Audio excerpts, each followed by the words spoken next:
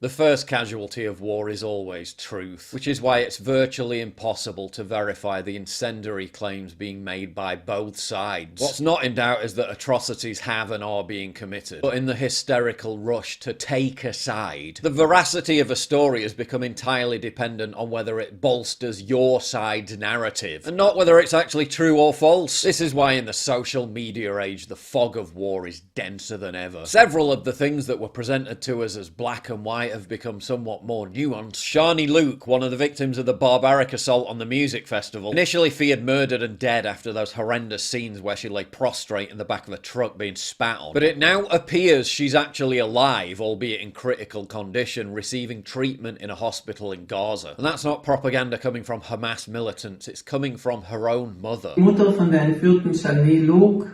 Wir haben jetzt weitere Informationen, dass Shani am Leben ist, aber eine schwere Kopfverletzung hat und kritischer Situation ist. In a horrible twist of fate, Luke's life may now be in danger as a result of Israel's decision to cut off food, power and water to Gaza as a form of collective punishment. The region's last power supplier just got cut off, with hospitals now running on generators with very little time left. What happened to Luke was intertwined with reports of Hamas militants raping women as part of their attacks. However, claims of mass rape, which dominated news reports over the weekend, have since been declared to be unsubstantiated by the LA Times. Then there was the ultimate horror, reports that 40 babies were beheaded in Israeli border towns during the Hamas assault. Israeli journalist Oren Zeev said he didn't see any evidence of beheaded babies during the media tour of Kfar Aza. An Israeli army spokesperson told Andalo news agency they had no information concerning allegations that Hamas beheaded babies. Now the Israelis have said their airstrikes are designed to cause maximum damage, not maximum accuracy. Meaning we're guaranteed to see much more of what started all this in the first place, the deaths of thousands more innocent civilians, while each side continues to cynically weaponize propaganda to entrench the narrative that they have the moral high ground.